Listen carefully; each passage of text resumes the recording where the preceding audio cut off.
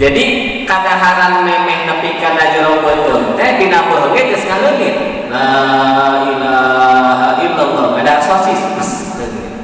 Jadi moal motak-motak alatna aya wali tukang zikir mah gitu. Ahli zikir itu sok sanajan loba nyatu loba dahar oge tapi moal motak-motak alatna. Naon sababna? Sabab zikir itu seperti kita dibakar di dalam api. Jadi terasa panas. Berbeda dengan as-salatu ala nabi, bersolawat kepada Rasulullah sallallahu alaihi wasallam. Fa inna asawaha, maka sesungguhnya apa yang ditinggalkan setelah kita membaca sholawat baradan, yaitu rasa adem, rasa tentram di dalam diri kita. Jadi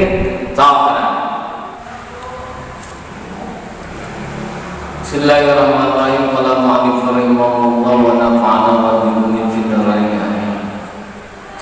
Alhamdulillah, menginjak kepada makalah ke-12 langsung pada halaman ataupun sahifah 34. Wa maqalatu saniyata asrata. Adapun makalah ke-12 ini diriwayatkan oleh Yahya bin Mu'adh ar-Razi rahimahullah, man kasura sabahu kasura lahmu wa man kasura lahmu kasura sahwatuhu wa man kasura sahwatuhu kasura dunubuhu wa man kasura dunubuhu qasa qalbuhu wa man qasa qalbuhu wariqa fi abadi dunya wa zinatiha. Nah, di sini Syekh Yahya bin Mu'adh ar-Razi mengatakan bahwasanya barang siapa yang banyak makannya kasuralahu, maka tentu saja akan montok badannya. Bikhilafi man kasurahu bisababi hiddatiz zikri fala yadurru li anna ba'dal awliya tariqatuhum kasratul aqli.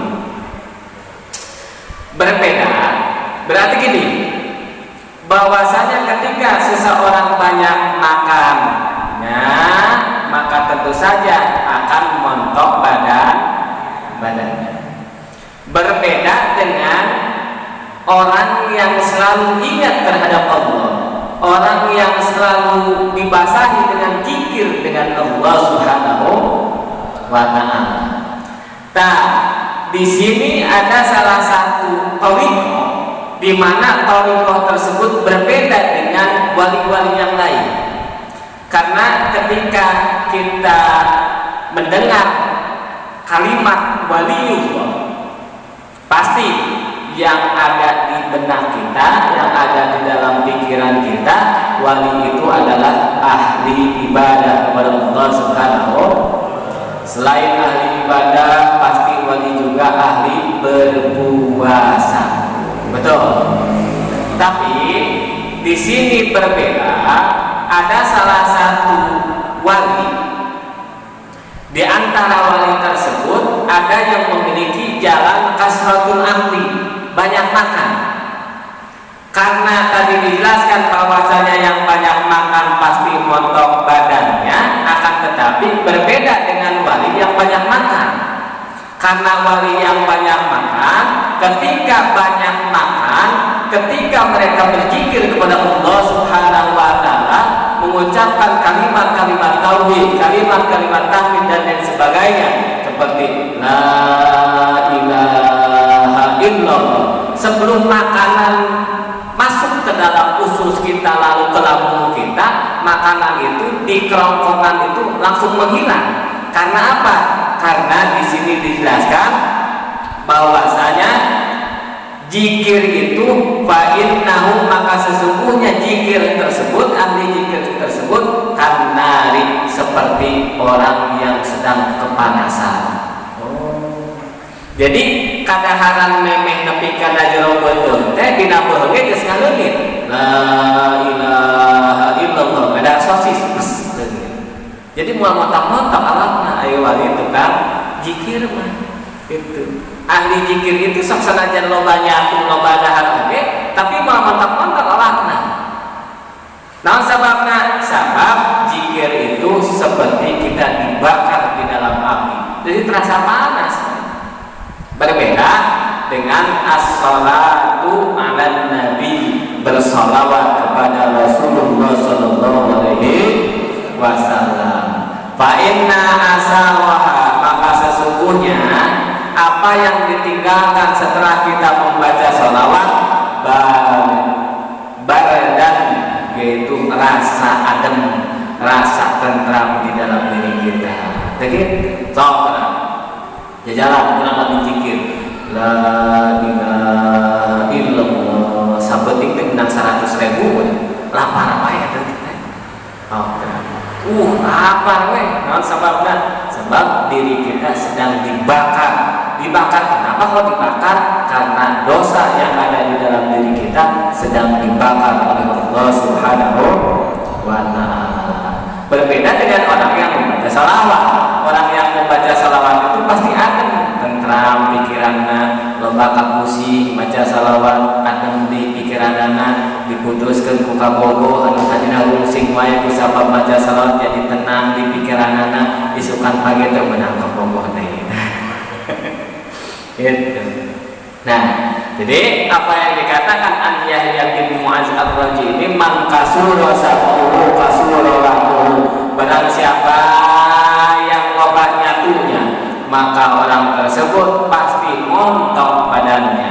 Jadi Anda lihat, tidak ada orang yang montok gara-gara berpuasa, tidak ada orang yang montok gara-gara tidak banyak makan, tidak ada orang yang montok gara-gara makan cuma 1 hari 1 kali, tidak ada.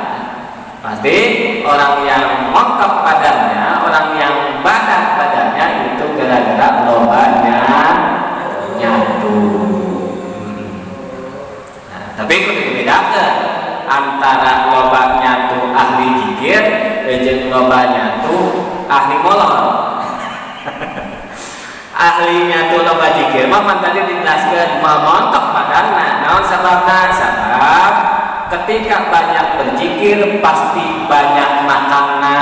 Naon sababna? Sabab ketika kita berzikir hawanya itu terasa panas, karena rasa panas tersebut sedang membakar dosa-dosa kita. Berbeda dengan orang yang membaca sholawat adem hawanya.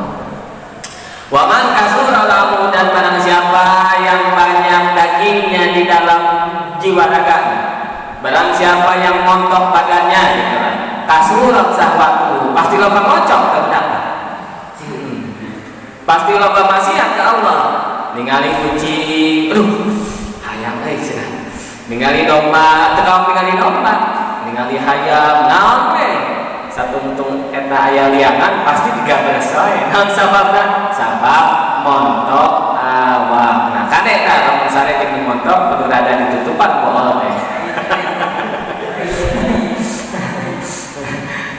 Boleh itu, Pak Ismail bagus insyaallah.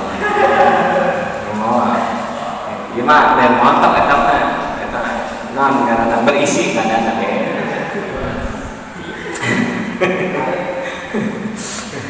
Kadena, man kasuro lahu kasuro sahwatu, barang siapa yang badannya besar, montok badannya, kasurat sahwatu, maka orang tersebut banyak memiliki syahwat. Karena gini, apa yang ditawarkan makanan-makanan itu kan protein.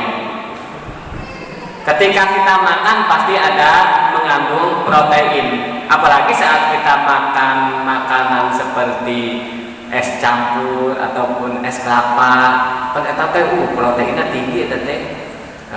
Entah ketika orang lamun geus ngadar es kelapa ningali bujur teh hayam we bisa. Wah, berarti karena memang mengandung banyak protein gitu.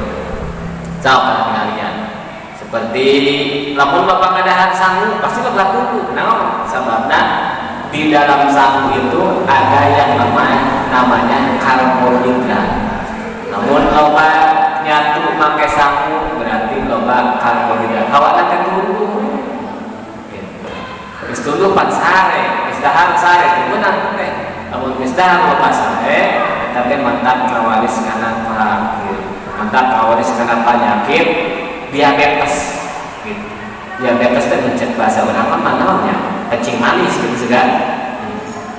Nah, dan seterusnya tadi kan sudah dijelaskan bahwasanya orang yang banyak nyatu pasti montok badannya, dan orang yang montok badannya pasti loba syahwatna. Waman kasura syahwatu, barang siapa yang banyak syahwatnya kasurat junubu, pasti loba dorakana. Naon sababna?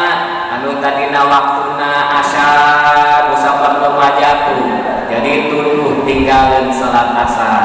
Anu tadina waktuna ngaji usabab geus beres tarawih nyatu deui, padahal tadi geus buka teh nyatu, ayeuna nyatu deui wae Allahu Akbar.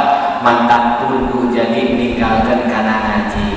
Man kasurat syahwatu kasurat dunubu, barang siapa yang banyak syahwatnya, banyak nafsu syahwatnya, kasurat dunubu, pasti loba dorakana. Kusabab naon kusabab al jannatu hufat bil makari, jalan ka surga kahalangan punya tuh gitu. Wa ya allati tahjibu alillahi ta'ala, dan ketika kita pantas saja ketika kita berdoa kepada Allah, Allahumma rzuqna nasiban ilal haji fi baitil haram wa ziyarati qabrin nabi sallallahu alaihi wasallam fi madinatil munawwarati syari'an biiznillah syari'an biiznillah. Gusti kita hayang buka haji, Gusti kita hayang angkat umrah, Gusti kita hayang ziarah ka Rasulullah sallallahu alaihi wasallam. Jadi ijabah wae teh naon sababna? Kusabab urang loba doraka ka Allah subhanahu. Unggal geus salat mah doa wae. Ya Allah membarikeun abdi kana paham ilmu, ya Allah semangatkeun abdi kana ngaji, ya Allah abdi semangatkeun kana ibadah. Tapi anggar we kunaon sababna? Kusabab doa kita terhalang oleh dosa. Nauzubillah min. Tadi dijelaskan bahwa ya Allah ditajibu anillahi ta'ala. Ketika orang banyak dosanya itu, maka orang tersebut akan jauh dari Allah. Karena apa?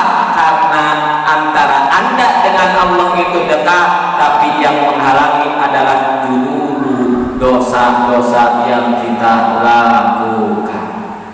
Jangan sampai ketika Anda mengatakan aku lagi jauh sama Allah, bukan.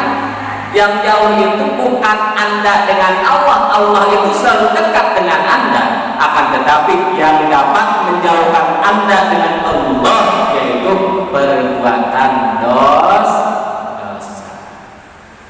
Waman kasurat dunubu, dan barang siapa yang banyak dosanya, selalu bermaksiat kepada Allah, kosa qalbuhu, hese diomongan anak teh.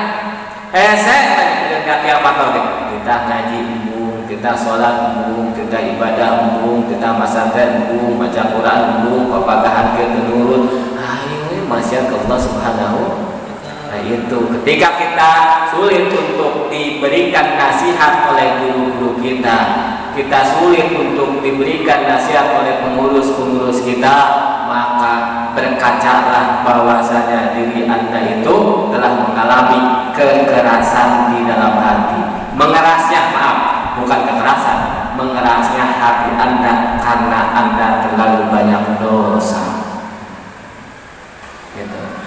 Malam yukbal al-mawaijo, maka orang tersebut tidak akan pernah menerima suatu nasihat.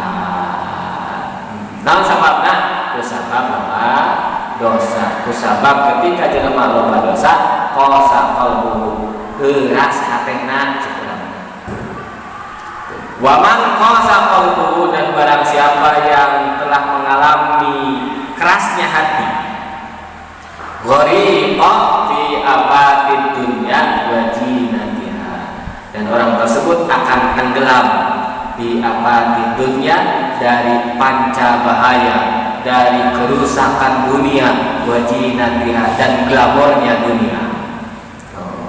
Jadi ketika kita banyak makan, maka tentu montok badan kita.